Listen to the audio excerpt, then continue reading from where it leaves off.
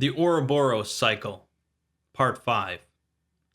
In the last part, we looked at the first half of The Way It Ends, a grand tale featuring a small, exceptionally talented team of Chaos Insurgency agents taking down each of the SCP Foundation overseers, one by one. They started with 0513, severing the contract that the overseers had with death, providing them immortality, and swept through the list. 7 of the 13 overseers are now dead, but while dealing with 057, the team lost a crucial member, Anthony, who revealed himself to originally be Vincent Arians, the former cohort of Aaron Seagull.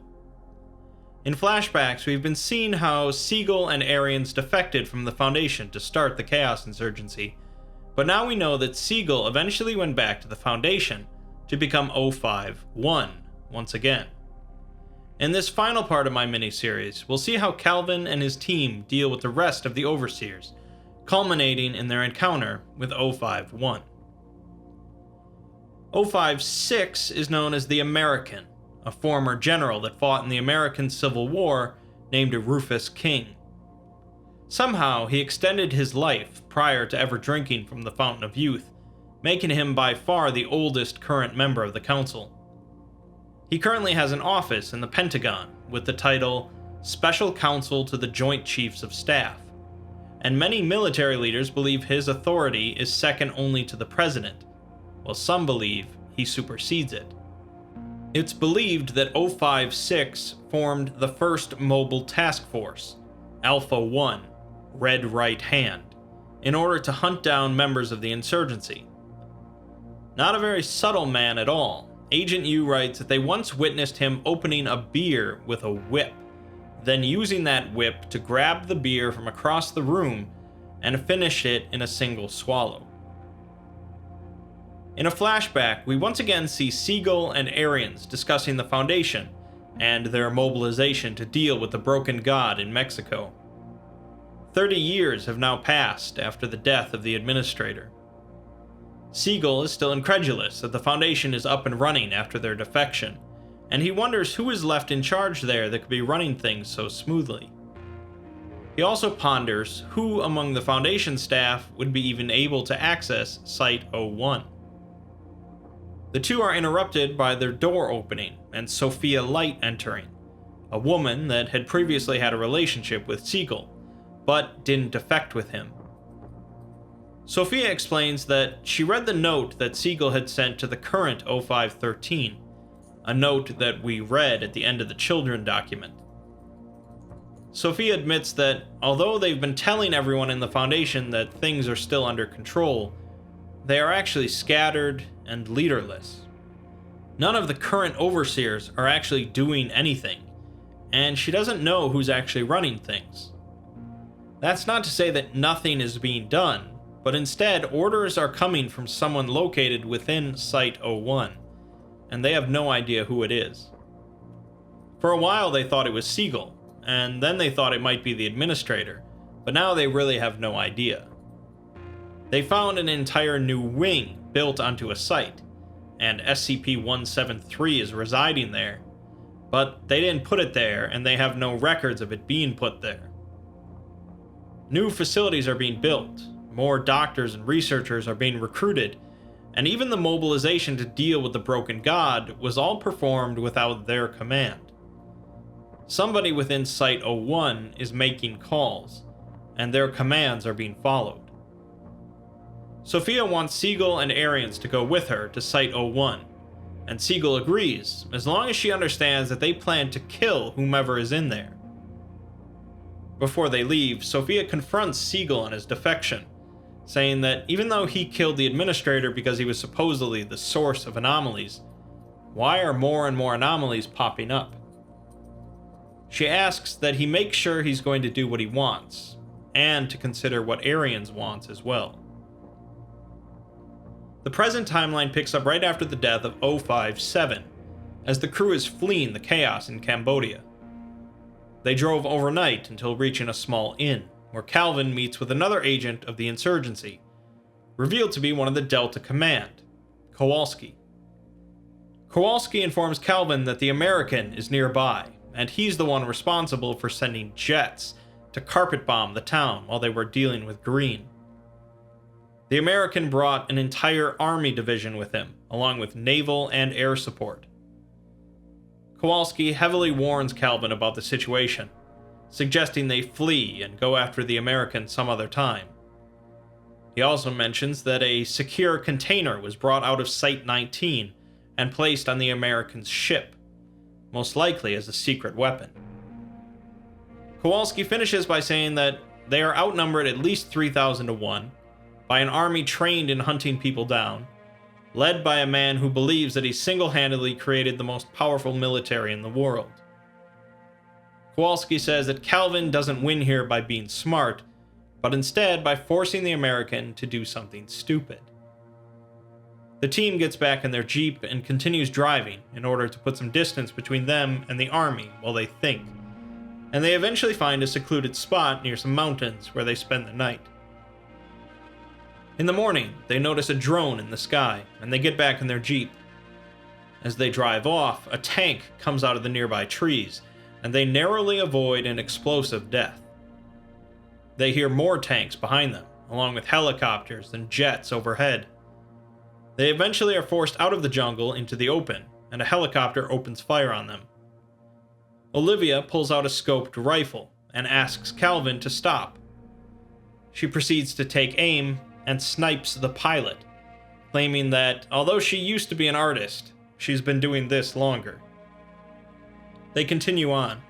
Olivia takes out another helicopter, and their jeep approaches a section of badlands between them and the mountains.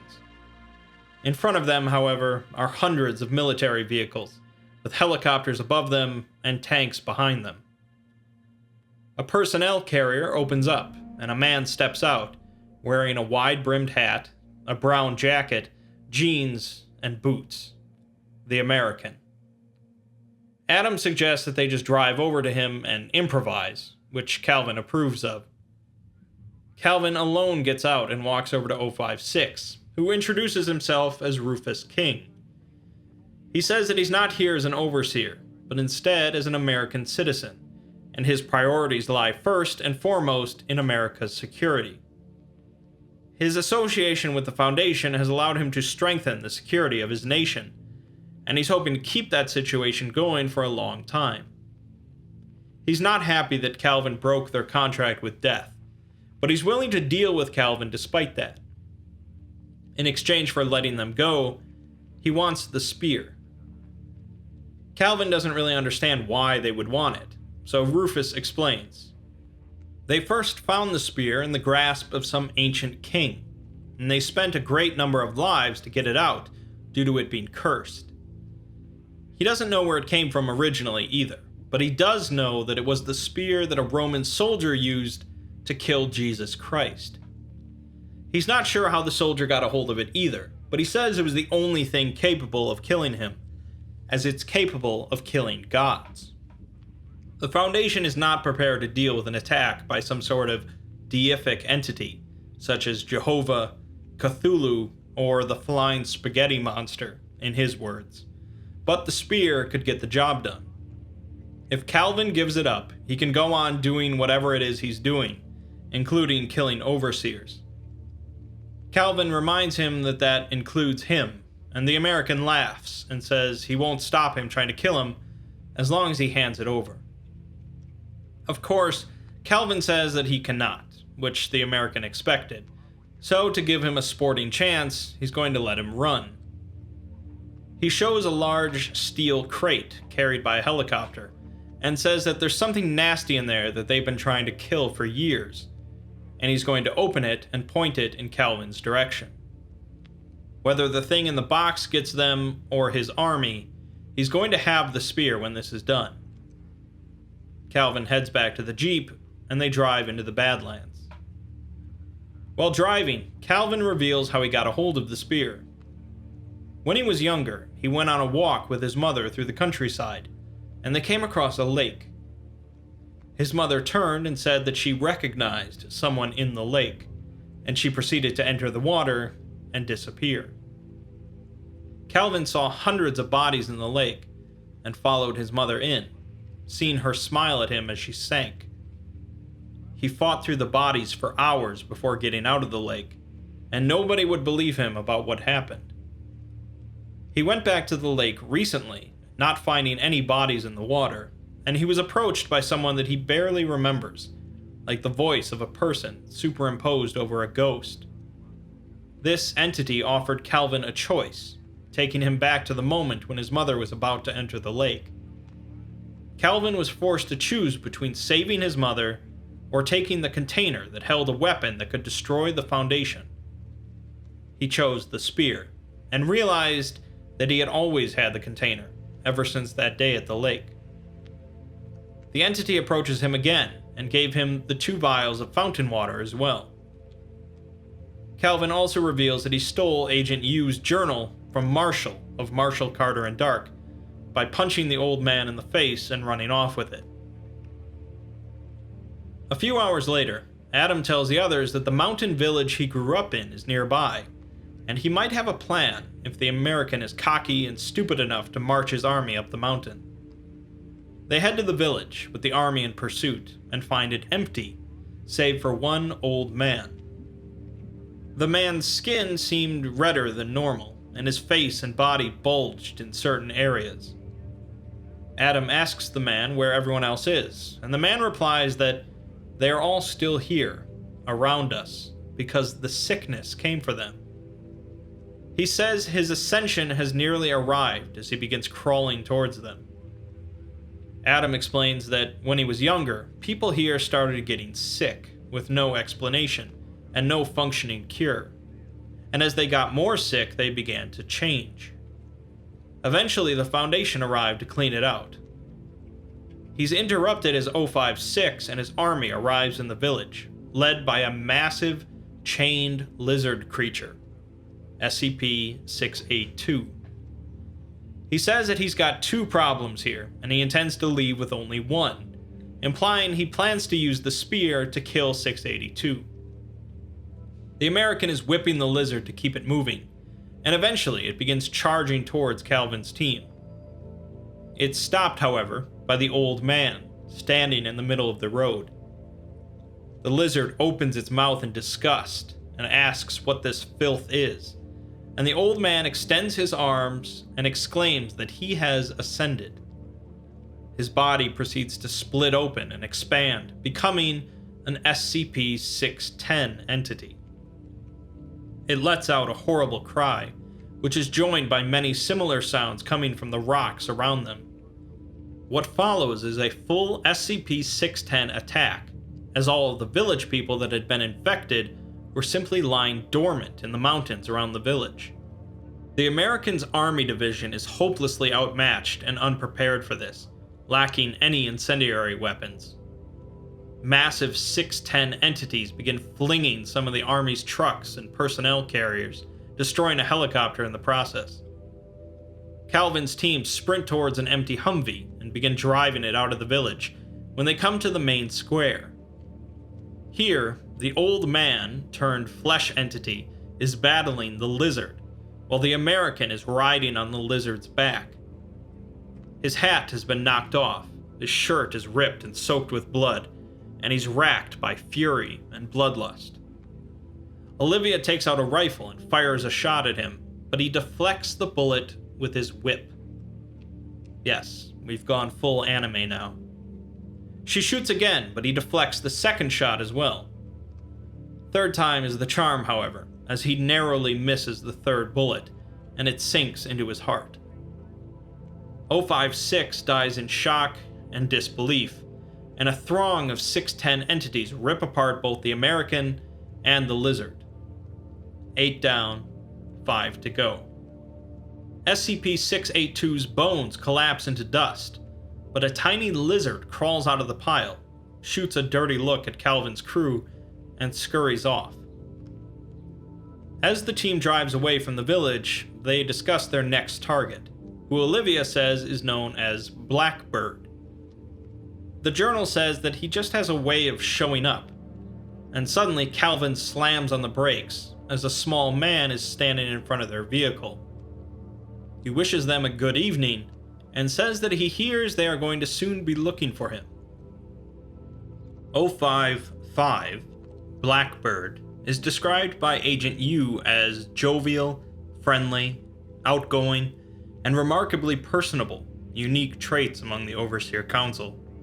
Despite this, there are some inconsistencies, as although Blackbird doesn't seem to care for all of the secrecy of the Foundation, he's the head of the department in charge of maintaining records on all the different groups of interest known to the Foundation.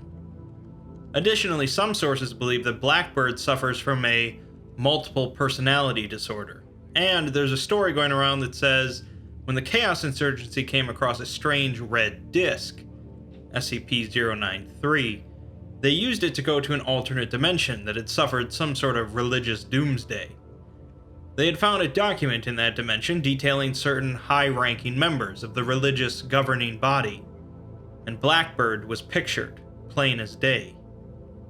It's also said that one of the staff members rescued from the alternate Site-13, featured in SCP-1730, pointed out Blackbird as a member of the GOC in their world. He apparently takes a special interest in any anomalies that interact with other dimensions. The flashback this time focuses on Calvin's team, sitting in a motel room, with Anthony still alive. Anthony discusses the original defection, the Kingdom of Abaddon, and the creation of the children. He says that, while making the children, they did something truly heinous, and he's half convinced that the Overseers later made a deal with death just to avoid the fires of hell they're all now destined for. He goes on to say that the Administrator had fooled them, and the whole endeavor was a lie just so the Administrator could see if they could create an anomaly instead of discovering them. In the end, those that stayed believed that the children were a net good, that the ends justified the means, and they had created a safer world. Those that defected believed they had done something unspeakable, and the Foundation was rotten to its core. Since the Foundation was much more decentralized then, the defection didn't cause the end of the Foundation, but now the Overseers are the lifeblood of the organization. Additionally, Anthony tells them that underneath almost every Foundation facility is a nuclear device, but at Site-01, there is a system in place that allows a person to detonate all of them simultaneously. This is their plan. In the present, Calvin's team steps out of the vehicle and cautiously approach the man in the road, who raises his empty hands.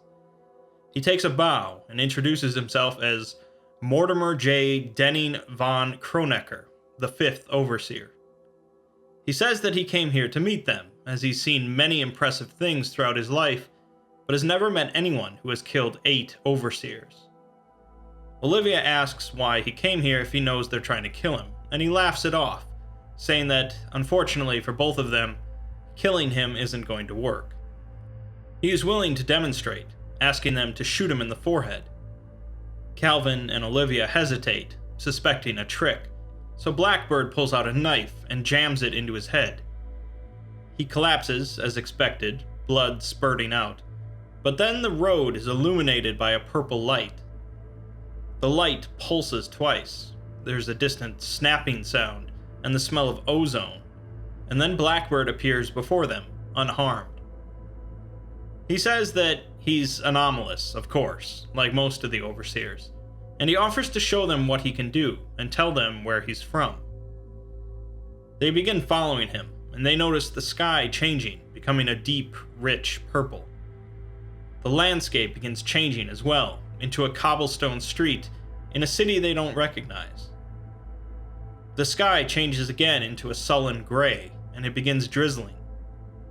He says that this is where he's from, London, the last city on Earth. In this world, the Black Death hit very hard, and a fellow came along who told everyone he had a cure, but it wasn't exactly the plague he was curing. In Calvin's world, the SCP Foundation has this individual contained, as SCP-049, of course, but he's much different in this world. In time, every city eventually fell until London was the only one left.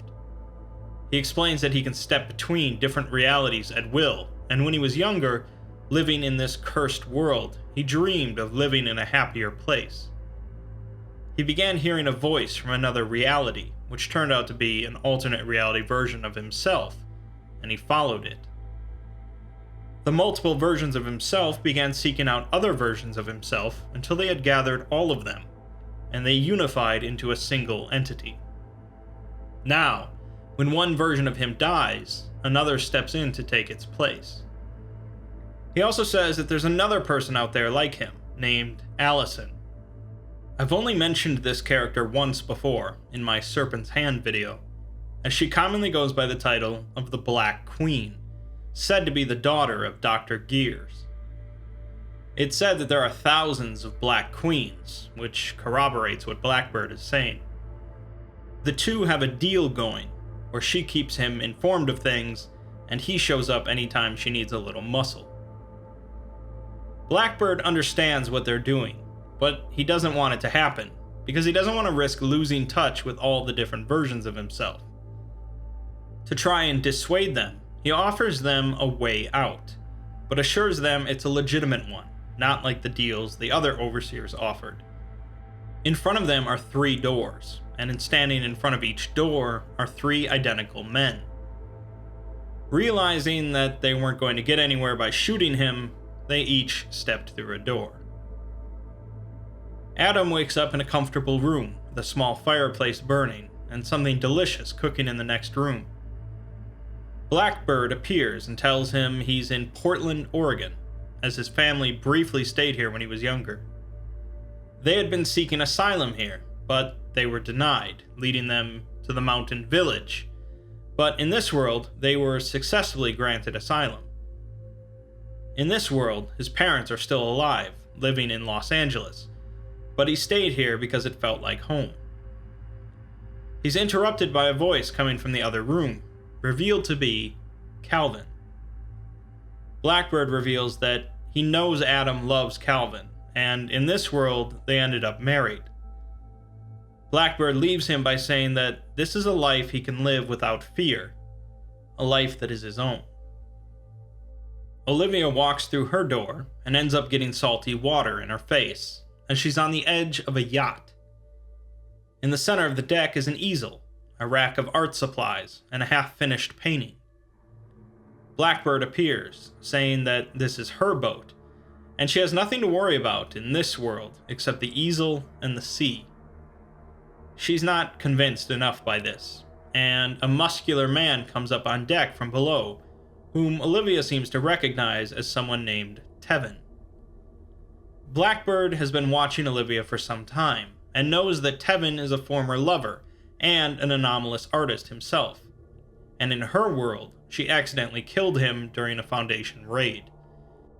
In this world, there was no accident, and she can take this boat anywhere she wants with him, living a worry-free life. Calvin steps into a grassy field surrounded by woods, recognizing it as a place near the lake where he lost his mother.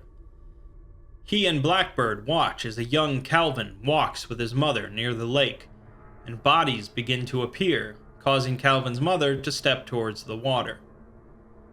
Blackbird says that the reason Calvin didn't save his mother was because he was a scared boy, but now he has the chance. He's shocked, however, when the young Calvin turns to look at them, and then looks to the tree line, where a figure is standing, holding a tube. Blackbird recoils as adult Calvin approaches and takes the tube from the figure. He opens it, and a pair of glasses tumble out, with the name A. Bright inlaid. Adam Bright. Blackbird cries out, asking why the figure would throw all of their endeavors to waste, saying that at least he tried to fix the problem. Calvin realizes that Blackbird was trying to show them each their ideal worlds, and asks why he wouldn't be satisfied by this one. Blackbird says that the other two wanted things that can be reasonably achieved, but all Calvin wants to do is kill the Foundation, all because of this moment. Despite being given the choice to change his life for the better, Calvin is still choosing violence. He puts on the glasses that the figure gave him, and sees that Blackbird is, in actuality, a horrific bird creature covered in rotting flesh, with a swirling mass of faces howling from inside of it. Calvin says that his mother died long ago because of monstrosities like Blackbird, and Blackbird finally decides to leave this reality. The figure tells Calvin to turn the tube over, and two more objects pop out. One is a fishing rod with the words Dr. Wondertainment's Interdimensional Line and Lure emblazoned on the side.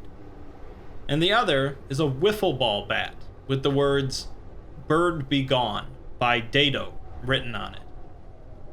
Dr. Wondertainment you should be familiar with, but Dado is a somewhat comical and mysterious individual responsible for creating a handful of SCPs.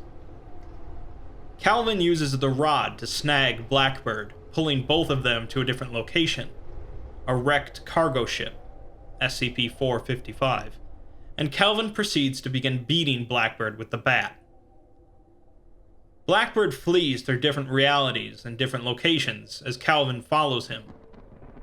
They visit a Foundation site as a doctor, Dr. Kondraki, rides SCP-682 through a lobby, as depicted in the tale, Duke Till Dawn, and they visit the dead world of SCP-2935, as well as several others. In each place, Calvin begins to notice a young girl, holding up her hand and counting down with her fingers.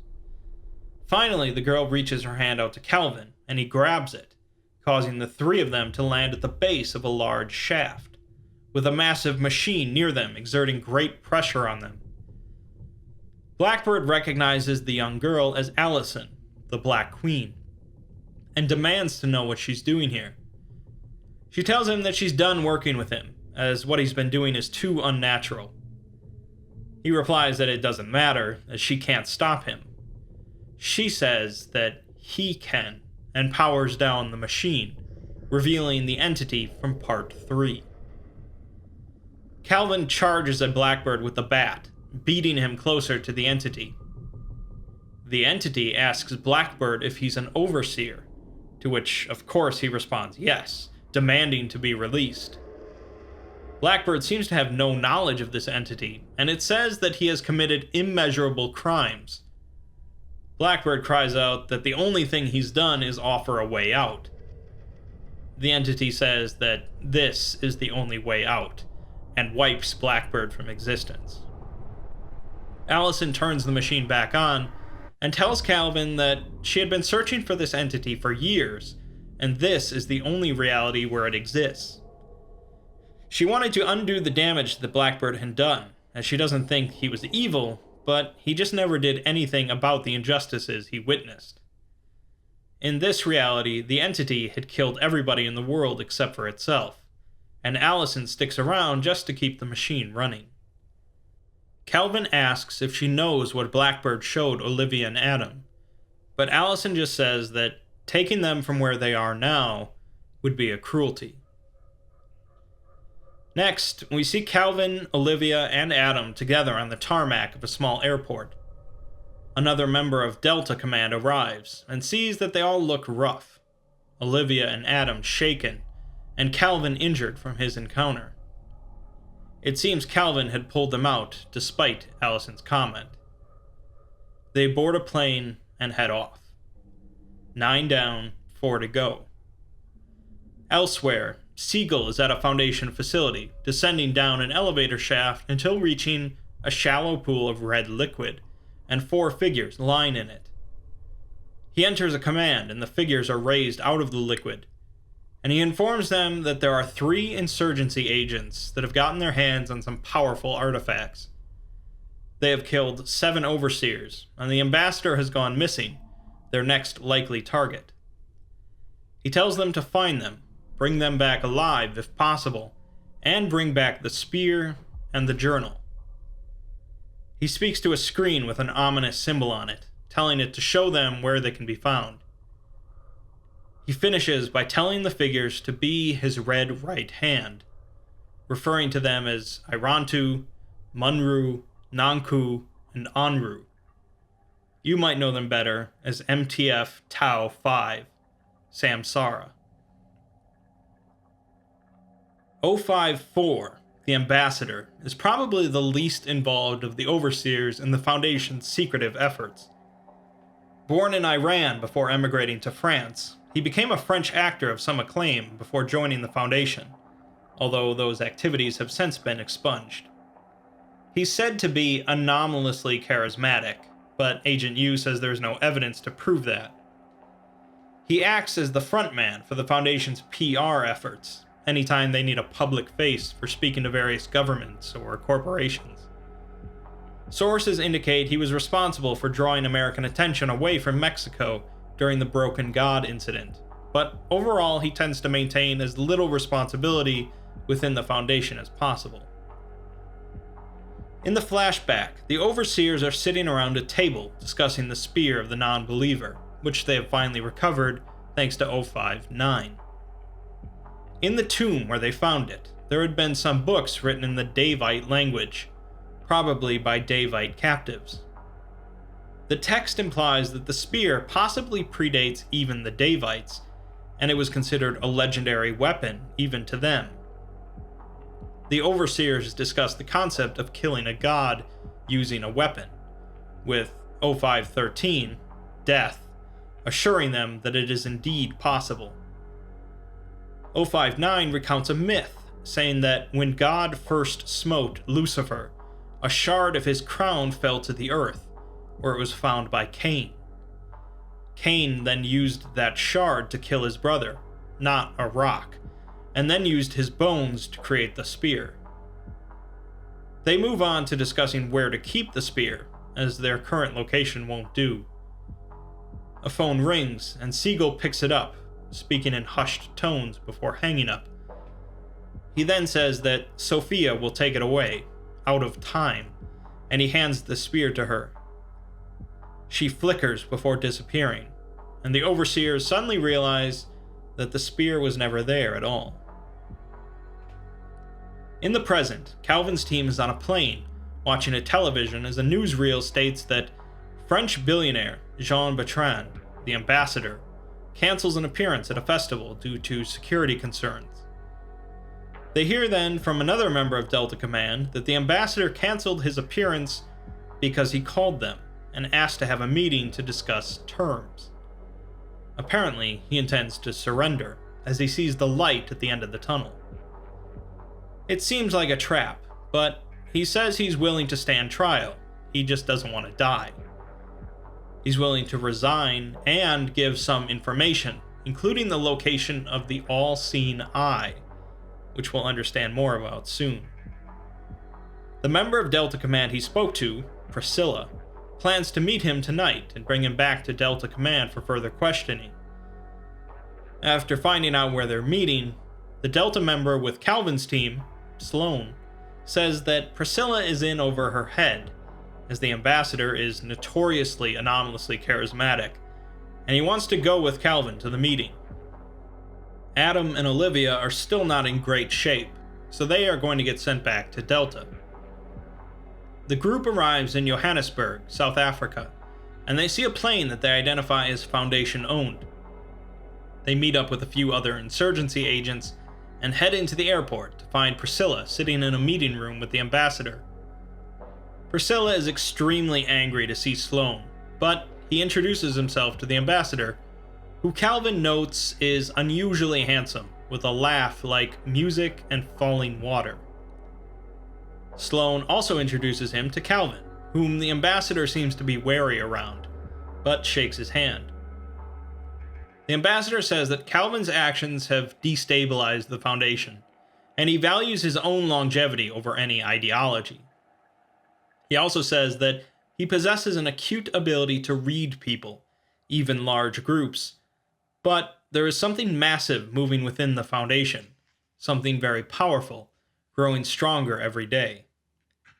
Calvin presumes it to be Seagull, and the ambassador says that that is most likely, and he is not eager to stand between this power and its goal, preferring to see it snuffed out. He knows the location of Overwatch Command, the location of many Foundation black sites, practical knowledge about the Foundation, and is willing to assist the insurgency in cleaning up their mess after it's over. They are suddenly interrupted by shouting in the distance, and the sound of bullets coming from powerful automatic weapons. They begin fleeing the meeting room, dragging the ambassador with them, and the airport is now fully evacuating. An explosion erupts from the airport, and Calvin turns to see 4 figures emerging from the smoke.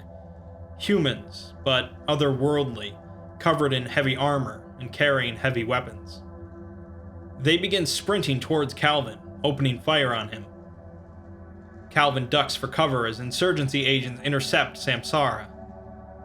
As Calvin continues running, he witnesses Samsara decimating the insurgency agents, one of them lifting an agent up and putting her flamethrower to his face, and another tearing a steel support pillar out of a wall and skewering 2 agents with it. Another Samsara member takes aim with a rifle and removes Priscilla's head. Sloan, Calvin, and the ambassador continue fleeing as they make it out onto the tarmac. Sloan is killed by a hail of gunfire, and Calvin attempts to urge on the ambassador, who is now curled into a fetal position on the ground. Suddenly, speakers around the airport crackle into life, and a childlike, unnatural voice comes out of them, saying, "Irantu, not the insurgent. Bring me the insurgent. Kill the traitor." The voice continues to speak the word traitor, as Irantu lands near the ambassador after a jump from 3 stories up. The ambassador attempts to flee again, but Irantu shatters one of his legs with a stomp. Irantu then lifts him by his hair and slaughters him with a hatchet, finished by tearing his skull in half. Sloane's plane, which was carrying Olivia and Adam, takes off, but is quickly shot down by one of the Samsara members. Calvin watches in horror before Irantu slams a closed fist into his face, and he blacks out. 10 down, 3 to go. 053 is known as the Kid, thanks to the single image connected to 053, featuring a very young Korean child. Despite this, very, very little is known about 053, and no one has ever actually seen them. They always appear through an avatar on screens, speaking with a digitally constructed voice. In the Foundation, 053 is known as the All-Seeing Eye, commonly believed to be sitting at the center of the Foundation's intelligence network. The Foundation seems to have a nearly limitless amount of intel on anomalous entities and groups, information that shouldn't be obtainable by natural means. Agent U writes that he has seen Foundation agents lurking around the sites of anomalous activity before anything has happened, and has seen agents working to supplant world leaders prior to massive unrest that they could not have possibly predicted, thanks to the All-Seeing Eye. Agent U writes that a decade ago, a town in the northwest United States had been having energy issues, shortly after the construction of a hydroelectric dam that should have helped alleviate those issues.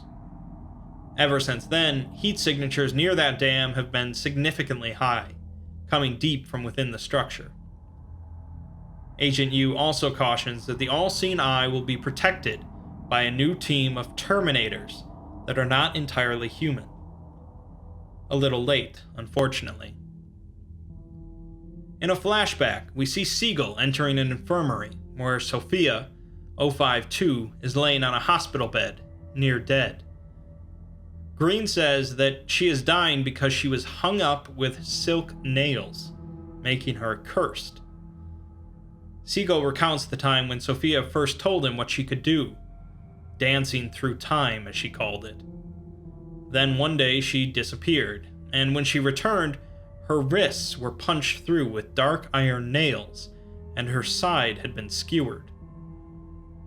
0513 had warned them that the nails were old and dangerous, and something would end up happening to her blood. The Overseers could protect themselves from diseases, but curses were something quite different. Blackbird had prescribed some treatments, but her condition was still worsening, as he could only delay the inevitable. He says that those nails were not designed for someone who survived a crucifixion. Now she has only hours to live, days at most. Blackbird reminds Seagull that a certain contract could protect Sophia, but Seagull is hesitant. He wonders if the others have made Sophia's condition worse just to bring him to this decision point, and he hesitates because Sophia had been against the contract. He finally makes his decision and summons the Avatar of Death, signing the contract, and signs for Sophia as well, before the other 11 overseers sign. Death disappears with a mocking laughter, and Sophia wakes up, expressing her disappointment and sadness to Seagull. In the present, Calvin awakes in a small room with a screen next to the door. The screen displays a rotating Foundation symbol with a red dot in the center, and the speaker crackles to life, speaking in a voice similar to a child's, but more like something approximating what a child sounds like. The voice says that it has brought Calvin to where it lives, along with his friends. It assures Calvin that it didn't kill his friends, unlike him killing the voice's friends. Calvin asks who it is, and music begins playing from the speaker, a distorted mashup of pop music, and at the end he hears a recorded conversation between him and Anthony from months ago. He hears himself say that 051 and 052 are holed up in Site 01, but the kid's whereabouts are unknown. Calvin now knows he's speaking to the kid, who says that he knows that Calvin wants to kill him, along with his mother and father, and he doesn't want him to do that. He also refers to 057 as Mrs. Green, and that she said people that kill like him are evil. The screen goes dark, and the door to the room unlocks. Calvin steps outside into a long, dark hallway and begins walking towards a light. The voice comes back, telling Calvin that he knows who he is, where he was born, where he grew up, how many breaths he's taken in his life, and how many times he's blinked. Before the kid was born, there was another 053 named Anderson, who built impossible machines. His greatest creation was SCP-2003, a machine that could see the future, but Anderson had no passion for it, instead focusing on his thinking machines, so he left the council. Mrs. Green suggested that since the accountant and Blackbird can see the general shape of the future, why not make a machine that can see everything instead? Calvin continues down the hallway, reaching an elevator as lights turn on, illuminating thousands of cylindrical tanks full of green liquid and holding humanoid shapes. The kid continues, saying that the stress of using that machine proved to be too much for people to handle, and they needed a pure, perfect, clean mind with no distractions. The kid was going to be sacrificed as part of the ritual for SCP-2845, the deer, but they instead hooked him up to the all-seeing eye, and ever since then, he's been watching. Calvin descends in the elevator as the kid tells him he knows that Calvin was recruited into the insurgency because the military discharged him for drunk driving and killing a woman. He is telling him this because he knows that Calvin believes he's on a righteous mission, just as Vincent Arians believed it, but only a pure mind should decide the fate of the world.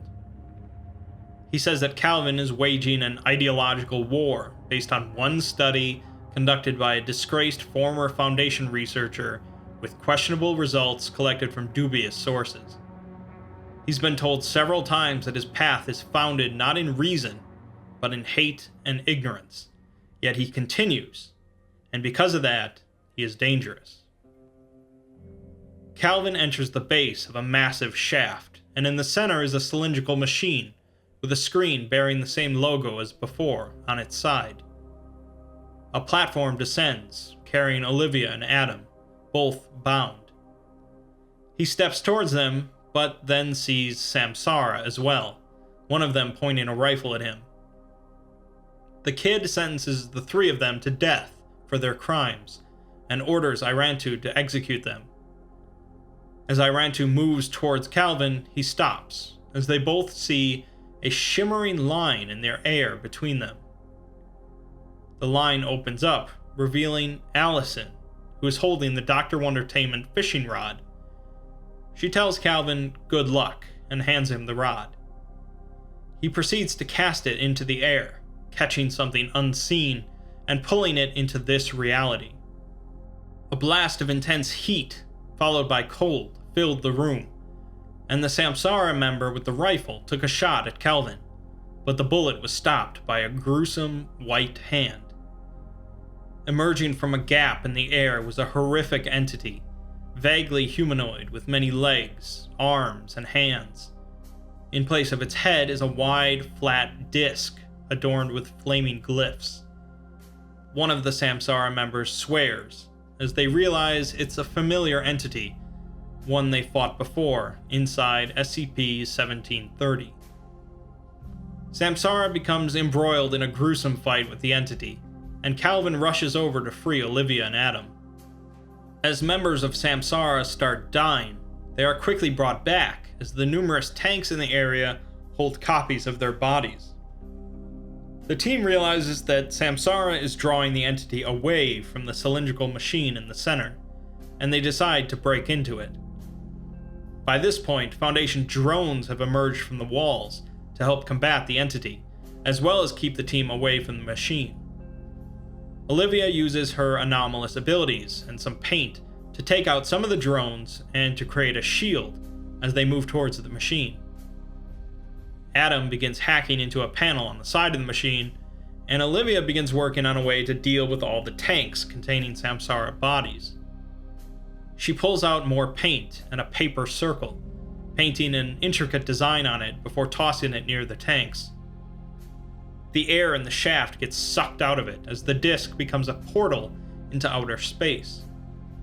The drones, the pool of liquid containing the tanks, and one of Samsara get pulled into it before the entity approaches it and manages to pull the portal shut. It then begins tearing apart the rest of the tanks before killing the remaining 3 Samsara members. The entity then spasms briefly before disappearing. The kid's voice returns, saying that he has had enough, no more tricks, and no more monsters. Calvin hears something spooling up, turning around to see a gun barrel extending from a wall, and doesn't have time to stop it as it fires a single bullet.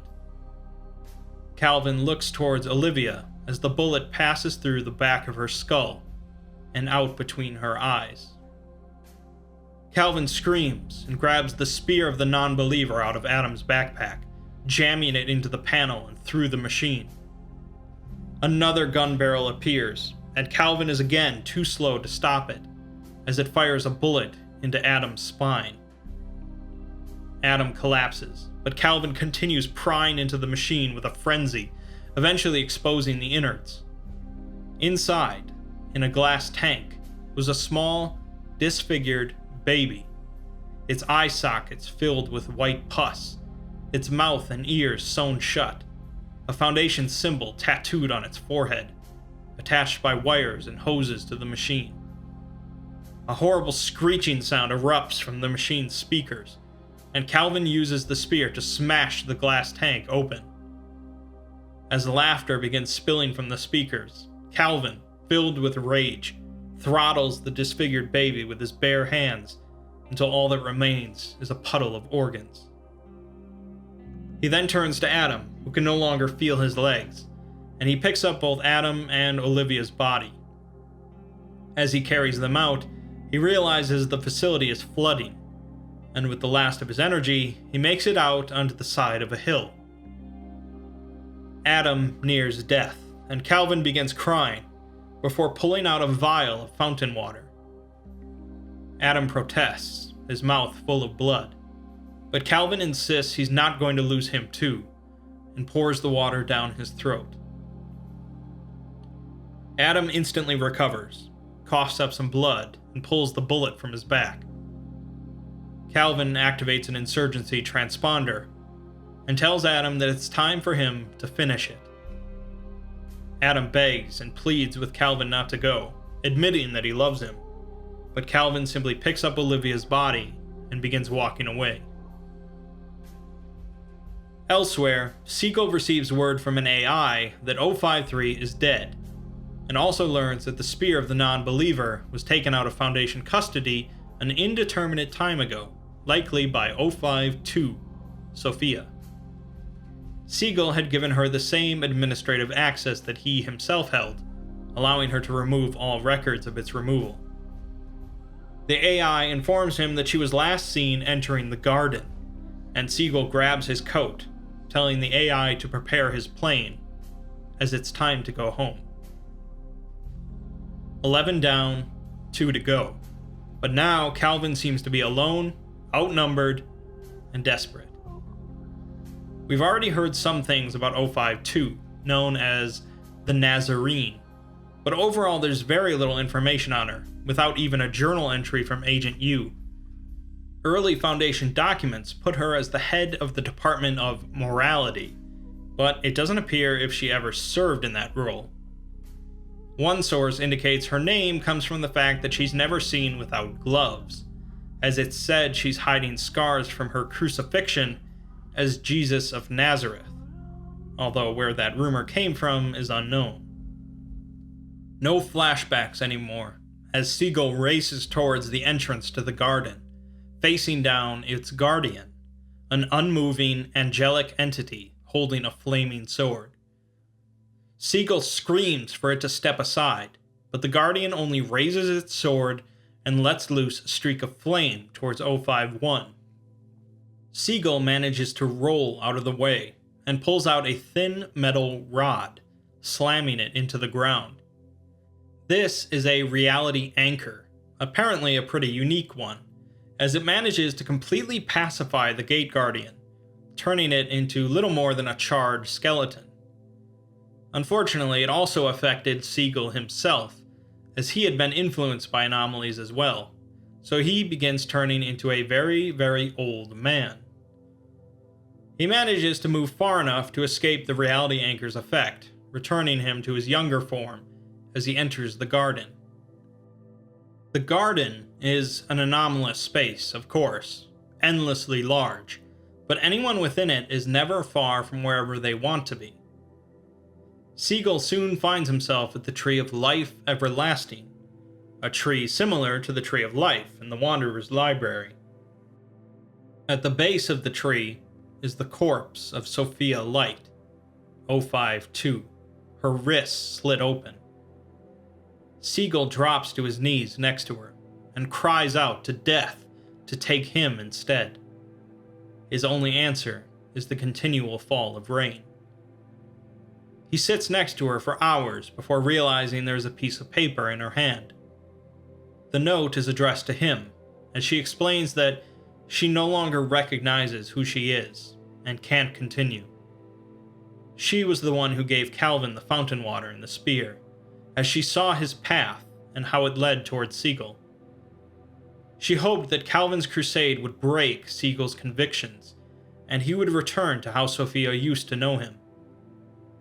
There is nothing standing between him and his convictions now, however, and although she hopes that he'll take the chance to walk away and live a normal life, she knows it changes nothing.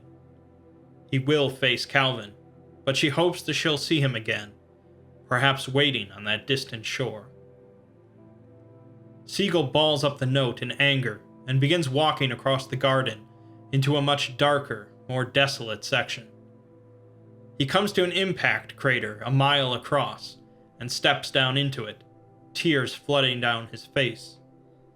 At the epicenter of the crater, he finds the crumpled form of an angel where it had been resting for 10,000 years, and on its helm the words, Star of the Morning. This is Lucifer, and Seagull picks up his golden sword, radiating with heat and power, and he suddenly disappears. 12 down, 1 to go. Calvin is reading the journal, which says that Site 01 is located beneath a mountain, guarded by the Red Right Hand, accessible only by the Overseers. He believes that the final 2 Overseers can be located here, and finishes by writing that he will enjoy the distance he has put between the overseers and himself. To do otherwise would no doubt bring upon yourself a devastating end. Yours most truthfully, Ukulele. You probably know Agent Ukulele better as Dr. Clef. Calvin was sitting on the side of a mountain, looking across to the entrance of Site-01. He had destroyed his phone to avoid distractions from the insurgency, and left Olivia's body in a cave nearby, promising to come back for her. Leaving the journal and grabbing the spear, he approached the steel doors at the entrance to the site, seeing nor hearing a soul. He pushed against one of the doors, which effortlessly swung open. Stepping into the site, Calvin sees that he's in a massive chamber, surrounded by tunnels and staircases, with an elevator in the center requiring a key to activate. On the far end of the chamber is a heavy wooden door, with its frame covered in images. The images depict a race of humanoids riding giant tree creatures, SCP-1000, a massive machine laying dormant beneath the earth, SCP-2000, dark and empty eyes, SCP-3000, and the faces of animals without names, SCP-4000, along with many others. In the doorway, however, was a man, easily 2 meters tall, and wrapped in metallic plates. Wires and tubes ran across the plates, and at first Calvin wasn't sure it was a man at all, but there were human eyes behind his helmet. The man introduces himself as Purpose, the Red Right Hand, the will of the Foundation. Calvin senses something very familiar about the man, and asks if he knows him. The man says, "To know him is to know the Foundation. His words are its words, and his voice are its voice." Calvin remembers a dashing young Foundation agent named Lament, and asks him, what now? The man has been tasked with protecting this sanctum until 051 returns, but then says that he is here, and steps aside. As Calvin passes the man, he asks if anyone else will be joining them, and then says to make sure no one does, which the man replies with, "As you wish." Calvin passes through a dark tunnel, into a room filled with screens showing camera footage of a multitude of Foundation facilities. A large screen on the wall lights up and begins showing moments from Calvin's life. Being sent to a youth detention facility, joining the military, being approached by the insurgency, his first meeting with Anthony, with Olivia, with Adam, and scenes of the events we've recently seen. Calvin begins experiencing a sickly feeling, seeing himself not pushing forward through these events, but instead being pulled along by a string. The end of the string is in this room, where Seagull is sitting in front of the screen. Calvin asks him to confirm if he's 051, and then asks about 052, to which Seagull doesn't respond. Calvin opens fire on Seagull, but the bullets dissolve before reaching him, so he pulls out the spear instead.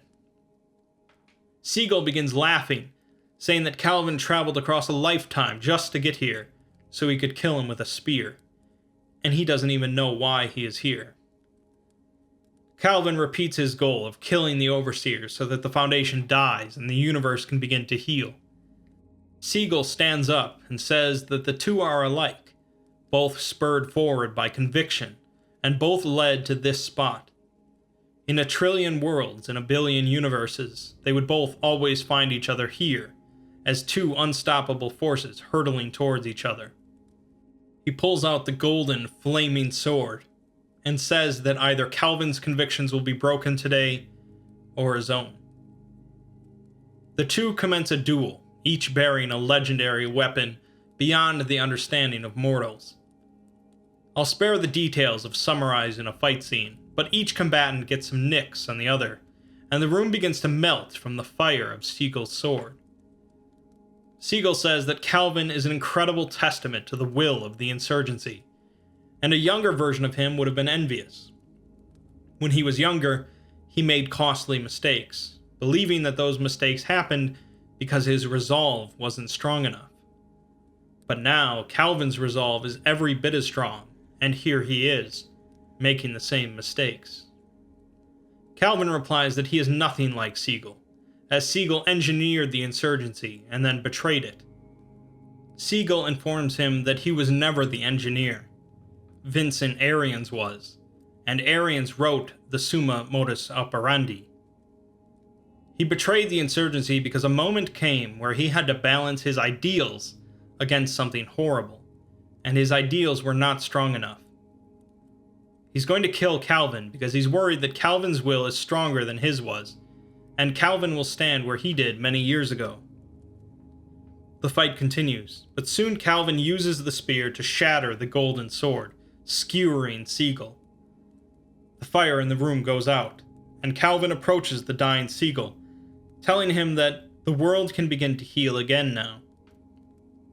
Seagull says that he thought the same thing, but he was wrong, and he's sorry that Arians died thinking he had been betrayed. The cancer isn't the overseers, or the administrator. It's the Foundation itself. Calvin tells him he's going downstairs to finish things, as this is the way it ends. But Seagull says that it's not. Calvin turns to go activate the nuclear devices located at each Foundation facility, and Seagull dies. Calvin approaches the man named Purpose again, and asks him to take him to the room where he can unmake the Foundation. Purpose inserts a key into the elevator, but places a hand on Calvin's shoulder, telling him that once he goes down, there is no going back, and the decision made cannot be unmade. Calvin nods and descends. At the bottom, Calvin enters a well-furnished room with a window outlooking the mountain range. A number of screens are on, showing the deaths of various overseers at Calvin's hands. On a rich wooden desk in the center is the Foundation terminal and a black metal rotary phone. Calvin logs into the terminal using both an iris scanner and a fingerprint scanner. The screens then change to show a number of different Foundation sites, and on the main monitor a single option appears: terminate. As Calvin is about to confirm the order, the phone on the desk rings. On the fifth ring, something instinctual inside of him picks up the call and says hello. A man's voice comes over the phone, sounding both far away and close, and the man congratulates Calvin on his initiative, telling him that he is the man that Calvin has been trying to kill, the administrator. A primal fear begins growing in Calvin, and he says that that's not possible since Seagull killed the administrator. The voice chuckles and says that Seagull killed a man named Frederick Williams, a man who was just tugging upon frayed strings, unraveling the universe. Frederick Williams had planted a seed that grew into the Foundation, and although he died, the seed did not. The administrator is a signature on a document, a suit in a boardroom, a voice on the phone. The administrator exists because of the Foundation, and the Foundation exists because of him.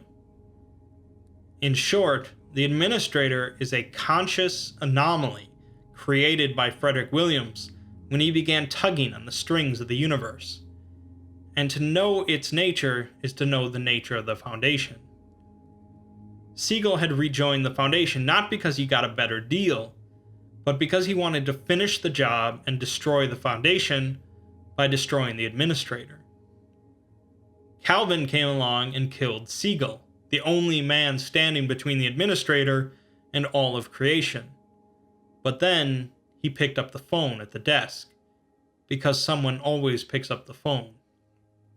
The administrator says that Calvin could walk away, or even hit that button, causing billions to die from the aftermath, but the administrator would still be here. The administrator is the consciousness of the Foundation, the cancer, as Calvin would put it, and now there is no one to stop his spread. Calvin says that the overseers were evil, but the administrator says that Calvin's belief that he's been in the moral right is his greatest failing. There were a few bad overseers, but most of them were just flawed individuals trying to do an impossible job. But Calvin only considered them to be evil, and justified their murders that way. According to the administrator, there is no good, and there is no evil. It says that perhaps Calvin will find a way to kill it, even though Seagull couldn't, and sometimes, if he tries very hard, Calvin might convince himself he's doing the right thing. The administrator finishes the call by telling him to cheer up, as their work is only just beginning. Calvin sees a memory in his mind of when Seagull was sitting in his position, holding the phone and looking at Vincent Arians, who was pointing a gun at him and Sophia. Arians begs Seagull to leave with him and to leave behind Sophia, who brought them here. Seagull is speechless as he contemplates what the administrator just told him, and he finally tells Arians that he can't. Arians leaves in a rage, unable to kill Seagull, and unaware of what Seagull had learned. The memory fades, and Calvin finds himself sitting alone at the desk as the phone begins to ring. On the 7th ring, Calvin picks it up. In the epilogue, we get another list of files for the 13 overseers, but the first 12 are blank, only reading the word vacant. The file for 051 gives the name The Usurper, formerly Calvin Lucian. Much later, Calvin meets with a new Foundation site director, who is pleased to host the overseers at Site 108. All of the other overseers have already arrived, except for 052. Calvin enters the site and meets with a response team responsible for overseeing the aftermath of a plane crash, resulting in 11 deaths and the theft of a few anomalies. The Chaos Insurgency is claiming responsibility for the crash by posting a video on a website called The Knights of Truth. Calvin clears the room and sits down to watch it. In the video, a man appears sitting at a table. Adam, now a muscular, hardened man, with an ornate jar placed in front of him. Adam speaks to his brothers and sisters of the reborn insurgency, and how they have scored a great victory over those who would seek to undermine their reality. They have sent a clear message to the tyrants in their ivory tower, and their strength and influence is growing. Adam says that they will continue to sink their ships and derail their trains in order to undo their damage and make the world whole again. Adam smashes the jar, releasing green smoke into the air, and says that he knows Calvin is watching. The deaths the insurgency caused are Calvin's fault, and Calvin should not feel safe, as he has become his red right hand. He has seen the puppet that Calvin is parading around as an overseer, but it is not Olivia. He finishes by calling Calvin a coward and a traitor, and he will make him suffer, as he is vengeance and wrath. An hour later, Calvin meets with the other overseers, each newly appointed to their positions. Calvin goes down the list, appointing each overseer to different departments, and eventually reaches 052, Olivia, who is replacing the former 0513 as the head of the Department of Occult Studies. Calvin doesn't look to the figure on his right as he says this. That night, Calvin works on his computer, filing away the most recent insurgency video into an organized collection. He begins writing a text document, compiling all the papers, images, transcripts of conversations taken by the all-seeing eye, and creates a single document that would tell the whole story. It's this document we've been reading this entire time, and he's creating it as a reminder to himself, and to whomever comes after him, of the work that needs to be done, that containment of 001 is the Foundation's highest priority. A figure enters his room, but he can't look at it, as he knows who it is. Calvin wonders how could he explain to the next usurper to make them understand. He had been wrong. It was never the Council or the anomalies. It's the very essence of the Foundation itself. The Administrator is the goal of the Foundation personified, to capture and contain anomalies at any cost, and anyone trying to stop the Administrator gets caught up in continuing that goal. Perhaps there is a way to stop the Administrator, destroy the Foundation, and allow the world to heal.